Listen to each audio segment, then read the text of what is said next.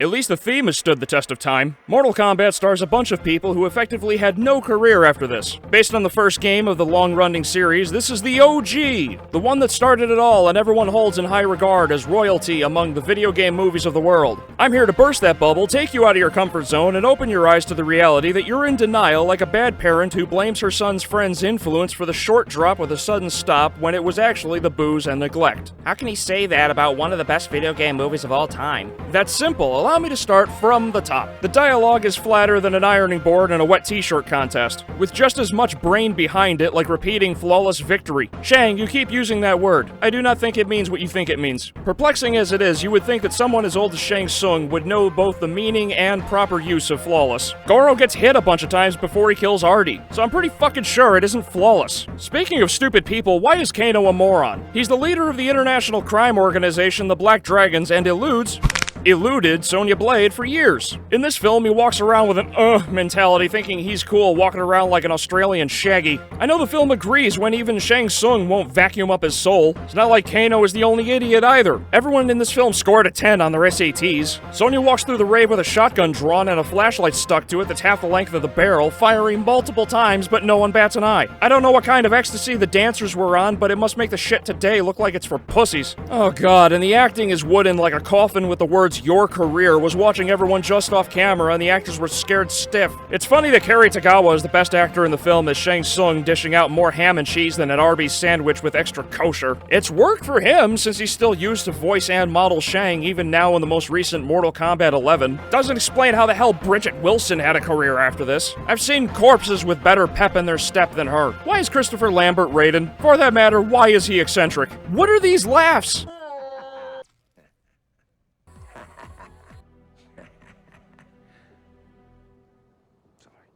I'd feel more comfortable getting sniffed by Joe Biden. Nothing looks good in this film either. Reptile's animal form is on the level of Anaconda 3. The rest of the CGI resembles a student's free Adobe Flash Animations for Beginners package. Goro is probably the best thing about the practical effects. He's this big, dumb animatronic on top of some poor bastard who has to carry it around. Realistically, he's not terrible when compared to everything else in the movie. Still doesn't change the fact that some poor guy had to walk around with half a robotic torso on top of him and he couldn't see through those post-op silicone pecs. This makes Goro's performance more awkward than a virgin in a brothel. Albeleo, move on to the fights already. There was also that odd moment the film said Reptile when he first fights Liu Kang. Albie, what about the fight choreography? It's also kind of shitty. Sonya goes from being a strong, independent black woman who don't need no man to damsel in distress who needs a man to save her faster than Anita Sarkeesian after she voiced her wrong opinion on the internet. Ow! The fights suck, alright? The choreography has more cartwheels and flips than a gymnastics competition. Lots of standing around, too. Oh no, Johnny Cage is swirling around on bamboo scaffolding. Perhaps I shouldn't stand here and do nothing like Anton Yelchin in The Headlights. Honestly and sadly, this is the best fight in the entire movie, and seeing as the actors for Cage and Kang are the only others not wearing masks that know martial arts, watching anyone else attempt like Sonya and Kano is like watching a tax accountant try to impregnate a shark. Mortal Kombat isn't good. This is the film that put Anderson on the map so he could ruin other franchises. Even though it gave him the freedom to make Event Horizon, which is his best movie, don't at me, it doesn't hold up, and I can't help but think that certain features of the film would have been improved if the budget wasn't wasted on fog machines. We get it, Anderson, you fog, but the acting could have been better had someone else controlled the budget for more rehearsals. Now then, if you want to check out more, click this link for my review of the clunky Scorpion's Revenge, or if you want me to rip into more video game movies, watch this playlist here.